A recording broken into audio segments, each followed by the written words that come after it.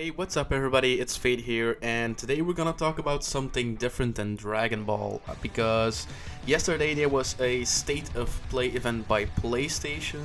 Now, if you don't know what that is, it's a short showcase of a few games, in this case coming to PlayStation 5, and yeah, that's basically it, right? It's a short show of like 30 minutes ish where they show off some new games or show off more of games that we already got to see previously. Now, I'm not gonna go over the event and tell you what I think about it, because what I want to do is, or at least what it made me think is, are consoles still worth it today? Because let us look at the Xbox side of things first, because Microsoft already confirmed and said, and it's a smart move, that they would put all first-party games, so all Microsoft developed games, on Game Pass, so also on PC, so you will be able to play them on your existing PC or on your Xbox Series X, right?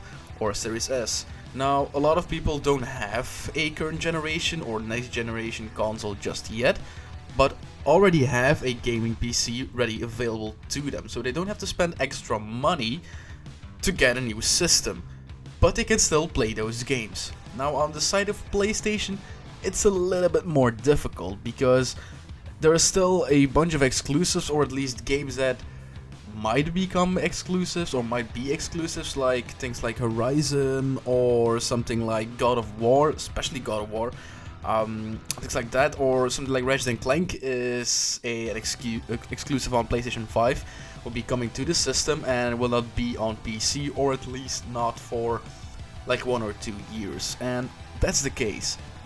Most of the games that will release on PlayStation and on Xbox, of course, will be coming to PC down the line, or some even at release. So, is buying a console actually worth it? Now, we gotta take a look at both sides here, because there's people that already have a beast gaming PC available, and there's people that don't. So, let us start with the people that already have a gaming PC available, like myself, right? There is barely any point in buying a system right now, and here's why. Because one, most games will come to PC anyway. If it's not on release, it's down the line. And there is, for multiplayer games, if you really want to play multiplayer games, or you're just playing multiplayer games only, a lot of games these days are crossplay. So if your friends are all on PlayStation, you're on PC. In most cases, or at least for big multiplayer games, things like Warzone or Fortnite or things like that, they have crossplay, so there's no reason why you should buy a system to play with your friends. Now, for exclusives, things like God of War, right? What if that game is a timed exclusive? Let us say it takes 2 years for the game to come to PC. Is it worth $500 to $600 to buy a system just for that one game, so you can play it on release instead of just waiting 1 or 2 years? It's debatable. Now, there's also the other side of things, like people that don't have a beast gaming PC ready available to them and are all counting on consoles to make their games. Right, and currently the PlayStation 4 and Xbox One side of things still have a lot of great games, and I think that most people who own a PlayStation 5, including myself, and an Xbox Series X, which I don't own by the way, are still playing last gen games, because they either got updated, they got a new patch, they look better, have faster loading times or less loading times, and it gives them an opportunity to just play their old games without booting up a system that they might not have booted up for a couple of months, which is the case in my case, because my PlayStation 4 didn't really run all that much anymore. I bought a PlayStation 5 specifically for Godfall, which is also an example of a game that came out on PC earlier than on PlayStation, so, but I really wanted to play it on PlayStation because I wanted to have that experience, but that's a whole different story. But if I play on my PlayStation 5, it's mostly PlayStation 4 games that I still had laying around that I can now play on a new system, because it's a brand new system, I want to use it, but there are basically no games on the PlayStation 5 or Series X right now. Well, there are games, but the big titles are still not dropping right now because one, there's not everybody can get their hands on a next-gen system. There are not a lot of next-gen systems going around right now. So yeah, why release games right now if you can wait like 3 to 6 months, where a lot more people will have these consoles and a lot more people will buy your games, right?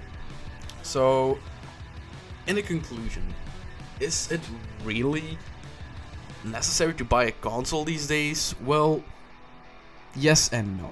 Yes, if you're dependent on consoles to play your games and you have no gaming PC, then sure, go ahead, buy a PlayStation or an Xbox. Depends on what your friends might play, because everybody is going to play some online games, right? And even though there are crossplay, I think it's easier to set up a game or a party with somebody who is, let us say, on the same console, right? Because you can build a party a little bit like you would have a Discord call if you're doing it on PC. Otherwise, you have to communicate over in-game chat, and that's not always the same quality, right? So you can do that. But buying it now, like right now, it's currently the 26th of February. If you can buy it, should you? Well, no. I believe that buying a PC right now is probably even dumber, but because the prices are high. But I would stick to your current gen or last gen console for now. Just give it a couple of months to this summer or maybe the fall of 2021 before buying a console or committing to a console, because your console will catch dust over the next couple of months, I'm pretty sure that. And if it doesn't, you're probably just using it to play PlayStation 4 games, which is a console that you might already have. So there's no need to spend another $500 to $600 or euros on a new system when you can already play the games just fine, right? It might run a little bit better on a new system, but, well, is that really gonna change the game itself? Not really, right? So, as a final thing to say, should you buy a console or a PC? Well, right now, console. I would say buy a console because, one, the consoles are cheaper, because you just can't make a $500 or $600 buck PC and having it run the same games and the same quality as a PlayStation or an Xbox Series X. But on the other hand, if you have the money, if you have all the money in the world and you don't care about how much you spend, go for a PC. But don't buy both, because it seems a little bit unnecessary.